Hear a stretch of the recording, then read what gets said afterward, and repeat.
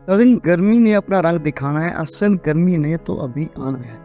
जी हाँ, पाकिस्तान के अंदर स्टार्ट होने वाली हीट वेव्स का पहला स्पेल जो कि शुरू हो चुका है, ये 25 मई से लेकर तकरीबन 30 मई तक जारी रहेगा। और इसी तरह दूसरे और तीसरे स्पेल जो है बिल तरतीब 7 से 8 जून तक शुरू होंगे और ये तकरीबन जून के आखिरी हफ्ते तक बिला तरतीब जारी रहेंगे। तो नाज़रीन, पाकिस्तान दुनिया भर में क्लाइमेट चेंज का शिकार ममालिक के फहरिस्त में 5वें नंबर पर आता है और इसी तरह पाकिस्तान दुनिया भर में नेचुरल डिजास्टर का शिकार ममालिक के फहरिस्त में टॉप 10 के अंदर शामिल ममालिक में से एक मुल्क है, जिसके अंदर सैलाब, ज़लज़ले और इसी तरह के बहुत सारे दीगर कुदरती आफात शामिल हैं। आइए देखते हैं दरअसल ये हीट वेव्स क्या है। यूनिसेफ पाकिस्तान की ये रिपोर्ट के मुताबिक हीट वेव्स की दरअसल तारीफ क्यों की जाती है कि किसी भी शहर के अंदर नॉर्मल टेम्परेचर से तकरीबन 3 से 5 डिग्री सेंटीग्रेड टेम्परेचर के बढ़ जाने के अमल को हीट वेव्स का नाम दिया जाया करता है। और हम बात करते हैं कि ये हीट वेव किस वजह से पैदा हुआ करती है, तो ये हीट वेव दरअसल एटमॉस्फेयर के अंदर ट्रैप गर्म हवा की शिद्दत की वजह से पैदा होने वाला कुदरती फिनोमेना है, जिसको हम दूसरे फॉर्म में ग्रीन हाउस इफेक्ट भी कहते हैं। दरअसल ये ग्रीन हाउस इफेक्ट से खारिज शुदा गैसेस की वजह से क्लाइमेट चेंज पैदा हो रहा है और ये हीट वेव दरअसल इसी सिलसिले की एक कड़ी जाने जाया करते हैं।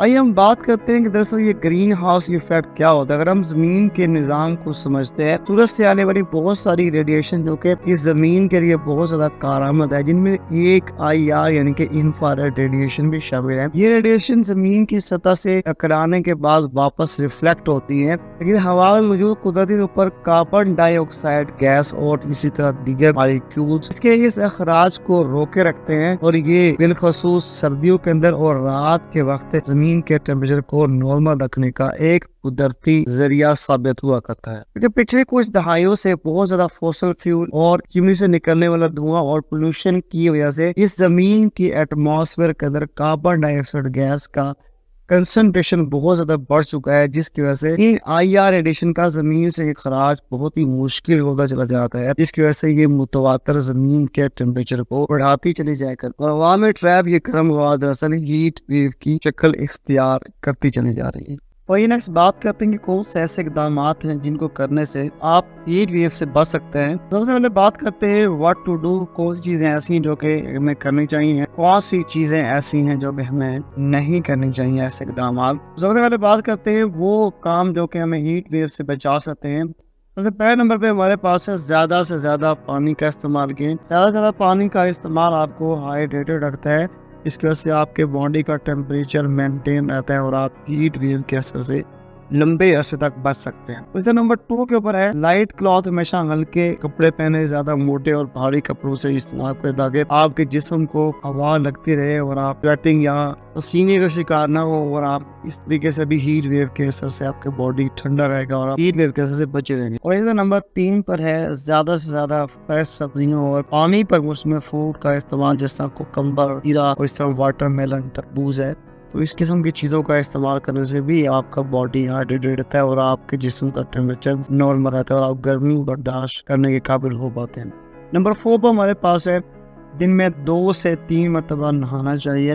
तो नहाने से भी आप बॉडी के टेम्परेचर को मेंटेन रखते हैं और आप हीट वेव्स के असर से बचे रह जा सकते हैं। नेक्स्ट हम बात करते हैं व्हाट नॉट टू डू, कौन से इकदाम हैं जो कि आपको नहीं करने चाहिए। अगर आप करेंगे तो आप यकीनन हीट वेव का बड़ी जल्दी शिकार हो सकते हैं। तो नंबर 1 पे है ऑयली और हाई प्रोटीन डाइट से परहेज करें। इन तमाम चीज़ों को हीट वेव्स के सीजन के अंदर आपको बॉडी डाइजेस्ट करने में बहुत ज़्यादा मुशक्कत महसूस होती है। और इसी तरह नंबर 2 पर है गर्म वक्त में वर्जिश कभी नहीं करें। हमेशा कोशिश करें कि आप अपनी वर्जिश को किसी ठंडे टाइम के ऊपर परफॉर्म करें। इस नंबर 3 पर हमारे पास है गर्मी में खड़ी पार्क गाड़ी होती है, इनके ऊपर सफर करने से परहेज करें क्योंकि इनके अंदर मौजूद सारी ग्यास गैसेस बढ़ जाती हैं और ये गाड़ी आपको बहुत ज़्यादा डिहाइड्रेट कर सकते हैं। लास्ट में है 11 से 4 के दरमियान, यानी 11 बजे से लेकर 4 बजे के दरमियान अगर गैर जरूरी सफर ना किया जाए तो इस तरह से भी आप हीट वेव के असर से बच सकते हैं। इस तरह लास्ट के अंदर है ज़्यादा से ज़्यादा दरख्त लगाएं ताकि ग्रीन हाउस इफेक्ट और ग्लोबल वार्मिंग के असर से बचा जा सके। ये था आज का लेक्चर हीट वेव्स के हवाले से। आपको हमारी वीडियो कैसे लगी कमेंट बॉक्स में लाजमी बताइएगा। इसके हवाले से आपको कोई भी क्वेश्चन हो तो हमें कमेंट बॉक्स में लाजमी बताइएगा। तो अब तक के लिए वीडियो में इतना ही। नेक्स्ट मिलेंगे नए लेक्चर के साथ। बाय बाय, अल्लाह हाफिज़।